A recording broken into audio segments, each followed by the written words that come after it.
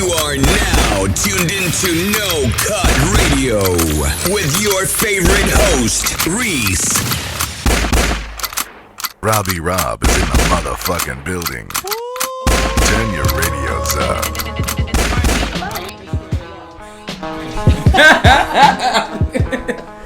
Yeah. I'm not going all day. I'm Little Lux. No, Mr. Lux. How's your day? Thank you. Thank you for coming. It means a lot. It means a lot. No, because I'm trying to do a thing here. I'm trying to do a thing here, you know. And people, when you're trying to do a thing, people be hating on your thing. And when you're trying to do a thing, you find out that your people that's supposed to be your people, they be the ones hating on your thing. Okay? I feel it.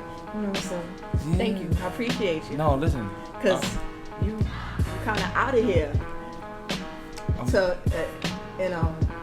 comparison to some people who's hating on my thing. So the nerve of you. Yeah. Thank you for sitting up here. Oh man, it's a blessing, you know, just to be seen. You know what I'm saying? We out here, we working, doing certain things, and just for people who appreciate the art and know what I'm doing, as far as, you know, producing and love the culture for that. Anytime we could come together, you know, in light of that, I'm always, you know what I'm saying, an advocate for this. Like I do this from the heart, for real. Like, you know what I'm saying? So like, this is an honor. So you definitely on the Mount Rushmore with the battle rap. Oh shit. Definitely. She said it. Right? You know, No, you definitely. They can't. You definitely up there. I appreciate you. Definitely on the Mount Rushmore. People could say what they want to say, or they could act like it's, you know, you are. I feel like personally, you changed the face of battle rap.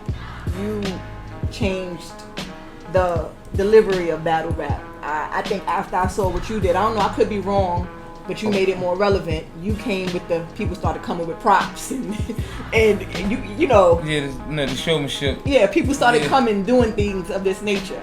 Yeah, at the time I just wanted to do, always looking to do things that ain't been seen.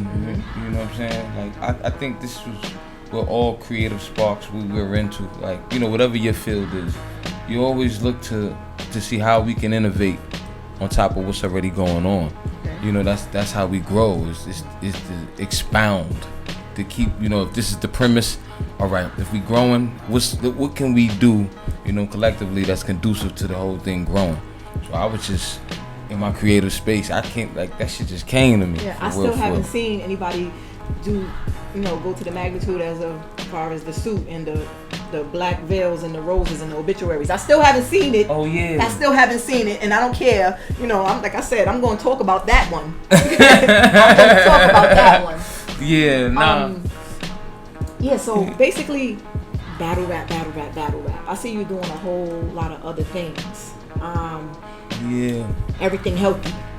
Oh yeah. Everything healthy. No. I actually got I did a joint venture with a company called Family, where I had definitely just moved the series of Everything Healthy towards that. You know what I mean? For fans that just really tune into me from the health standpoint. Okay. You know, that are really in tune to the culture. So what I wanted to do is I just wanted to work with certain people that are influential as well, and just to go through the different regimens and different things that they had going on. I still gotta get Big Bro on here too, man. Yeah, you know, you see he in the gym, but I also see that you working with people who are not so healthy. Like you had Queen's Flip with his little fat self up there. No, you gotta do it like that, cause that'd be everybody's thing. It'd be like, listen, I want to get into it, but you know, I'm not too confident, or I'm a little iffy about, you know, getting involved and what are the steps. And I just tell people, you gotta jump in. You know what I mean? Everything else will come to you, but it's about your commitment. So yeah, now we have Flip, because Flip is just usually reluctant, you know what I mean, to come through, and I always just teasing him about his diet. You know what I'm saying? Things of that nature. The whole thing, he was like, I hate him. But I wanted to show him why it was so important, though.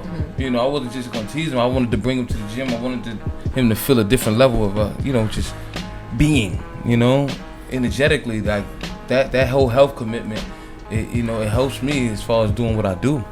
And you might be one that I see a lot of people are more lately into the juice bars and the juicing, and it's like, it's a good trend. it's become trendy, but it's a great trend trying to get us healthy. If people just but that's a trend though, like it need to be. But yeah, it's a good trend. Every trend is not good, but that's a good trend. That's a real good as long as you're not drinking the sea moss right now, then going to get the Casamigos right after. Like it's balance.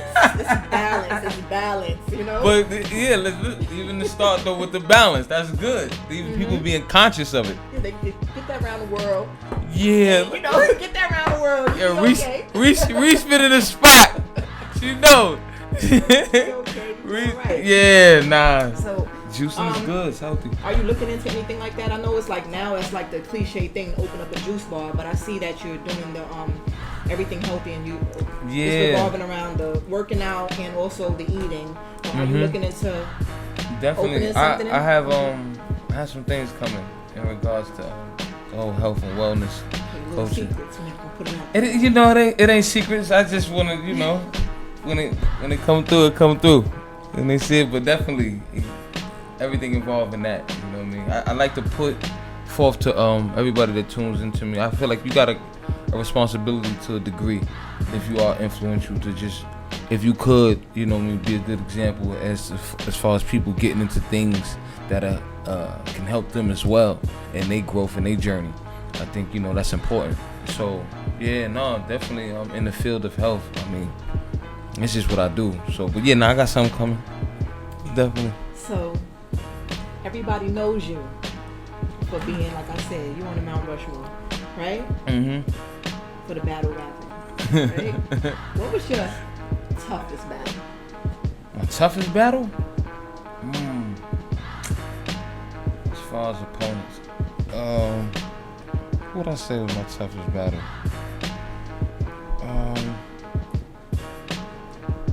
That's kind of tough. You don't even know. Nah, no, cause it's so crazy because I got a book coming out. So title. You ain't titled it yet? Yeah, not that's yet. One of the okay, that's one of the in the words. Yeah. But y'all gonna get that work done, right? Nah, cause it was talking about that, and the crazy thing is, what may be tough today may not be tomorrow. Okay. You understand? So in that regard, it's like I watch myself going through different facets of self and learning. So it's just when you ask me that question, I you know what I was gonna say, because I wrote this down real fast, because I'm like, let me do what I have to do, because I'm like, what was your toughest battle? Because that could be taken either way. Like, what was your toughest battle in the ring, or what's your toughest battle in life? That could be taken either way. So I see where you went. I see where you went. And that's the love connection. Right there. No, real shit. That be it. It's all connected. You know what I'm saying? So, and I learned that. I learned how my craft is a vehicle for just clarity and being aware and being more in tune. So I could say, what was your toughest battle in the ring? But I could also say, what was your most popular battle? All right. To you, what was your most popular battle? Alright, this is crazy. I feel like my most toughest battle was the 2-on-2. Okay. First of all, that me and Hollow, when we had the battle, guns and cakes. Yeah, because that was Tay Rock and Chess. I feel like that was our toughest battle based off of the conditioning and everything that was aligned with executing that battle. Okay. Yeah, like last minute shifts and changes, different things that went on with the match, because it was supposed to be Tay Rock and Sue Surf at first. Okay, so then he was preparing for them. Yeah. And then they switched it at the last minute, you know what I'm saying? On purpose. With that, but also understanding like it's levels to architecting things. Like you and Rob, y'all come together, y'all put this thing together. You are who you are in your own right, you know what I'm saying? And so is he, but it's the collaboration and then how to create, to produce what y'all coming together. You understand? So it's like y'all may be respected in y'all fields for doing what y'all do, but how do y'all still make that work together, in that space and have the harmony and it flows, all the way to, when people see it, it's just like a dance, you know what I'm saying? So that was the difficulty I feel like with that battle, was because I couldn't just go off into the corner or just go, do my own thing. You know what I mean? I really had to really sit in certain spaces and do you, and then still back him up. And then us having that synchronicity in finding that. Like how you live on your day to day, and then me in my day, this maybe two different things totally. And then now for this, we gotta form like Voltron. Yeah, it's just like a marriage. It's tough. Okay. It's just like a marriage. Yeah, that way. You gotta find that common ground. That way. It's tough. You know. So I say too, like I commend any battle rapper. I commend. I mean, I had one. I battled a lot outside, but outside, right? Yeah. The one time they put me, and I was on what was I on HBO? The one time they put me under them lights, and it was Puffy. I don't know because it was Puffy. Yeah. Puffy told me, don't look at the light, look past it. Yeah. I got stuck like a deer in the headlights. So you know that's tough. And these guys now were very disrespectful. I couldn't do it. Your skin, you have to be. Your mind. You gotta be. It's a different. It's like not to go back to the Calico drink, but there was mainly that part right there where because when we come through with the whole get up, you know, the funeral arrangements with the widowers and the casket, suits and that. When we come through, we walk through the crowd. So it wasn't no side entrance. No, it was walking dead directly through the crowd to get to the stage. So everybody is about that. So not only that, but what was going on, right? I'm gonna tell you this. Psychologically, I'm playing on it. Yeah.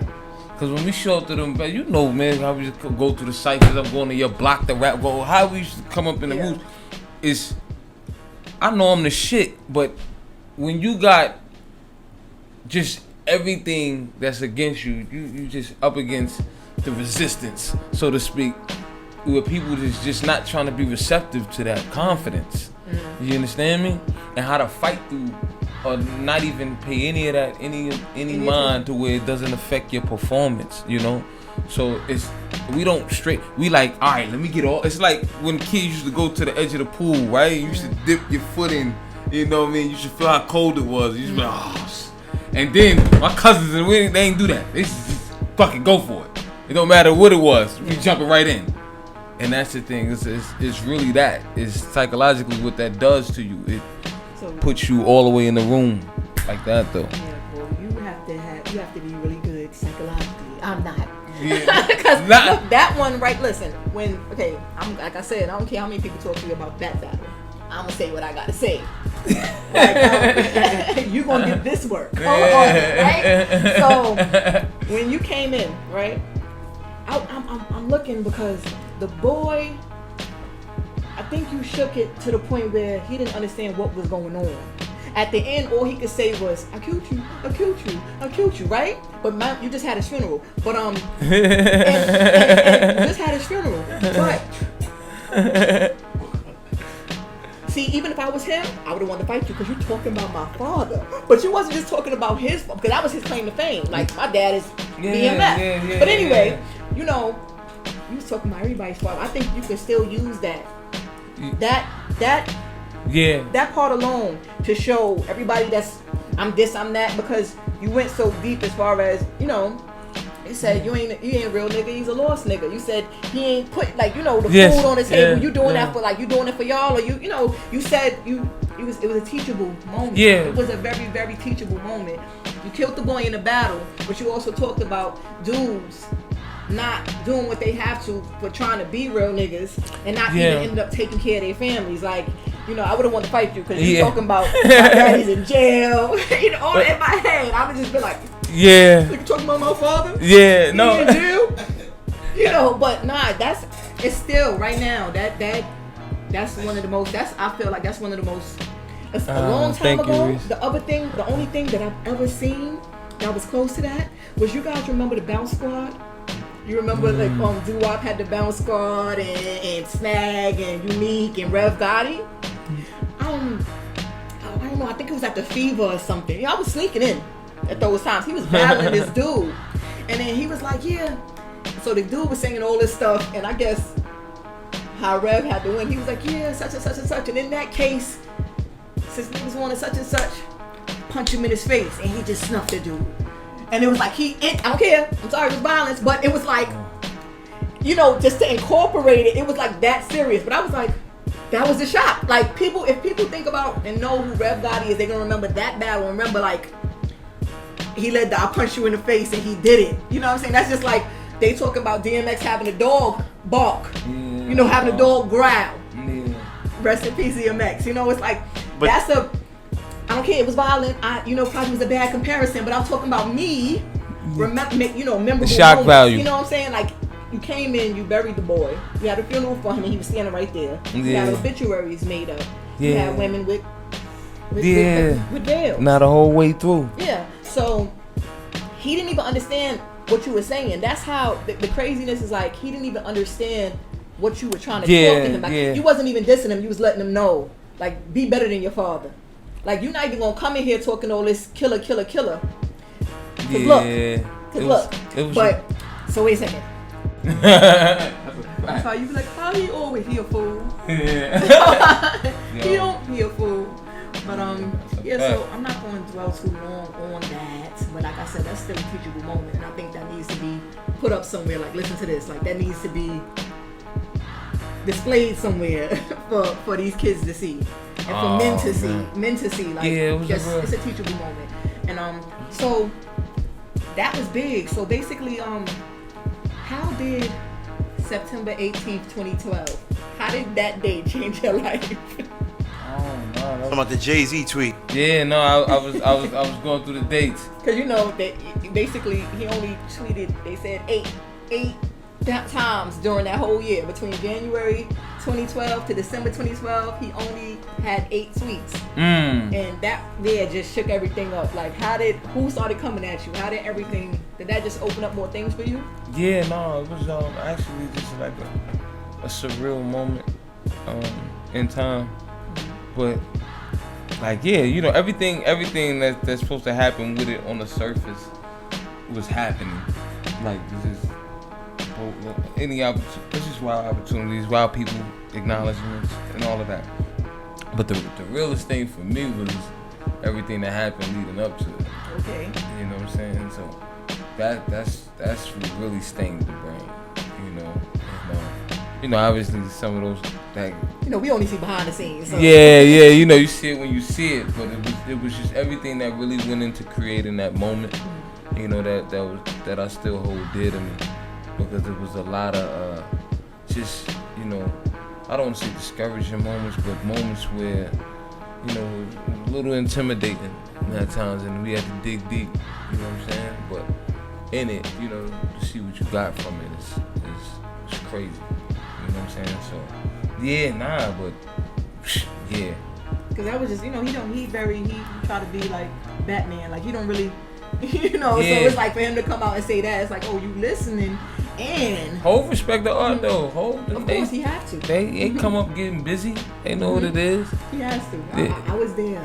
He has to. Yeah. You know what I mean? So that was dope. But sometimes people are so he's like, hey, he not acknowledging everything. There's some dope things too that came along after that. He still ain't saying nothing about that. So he stepped down out the Carter.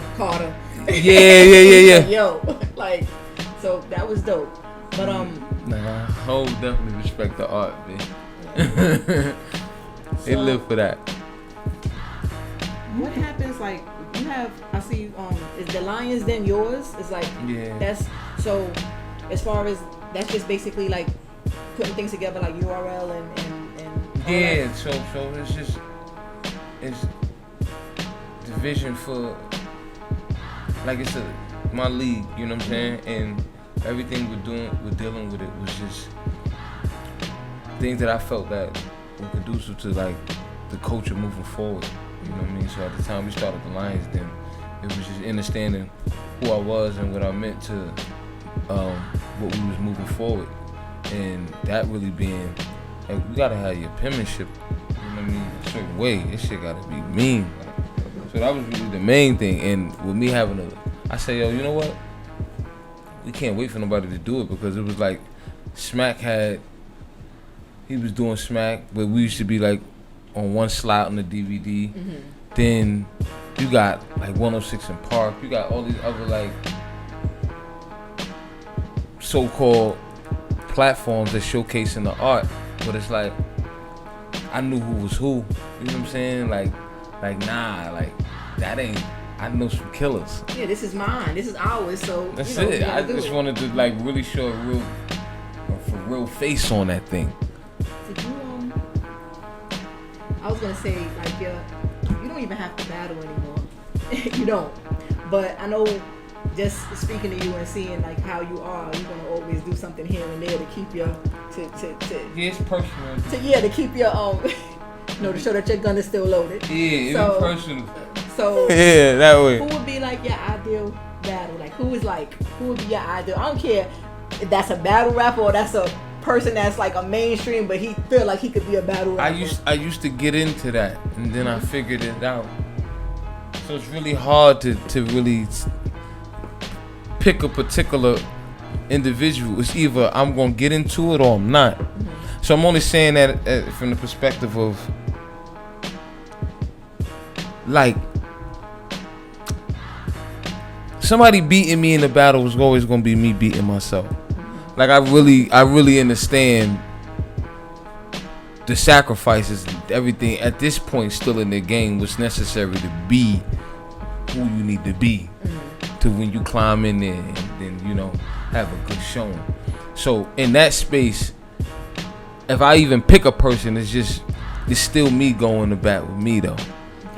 Now, cause I'm gonna go in spaces that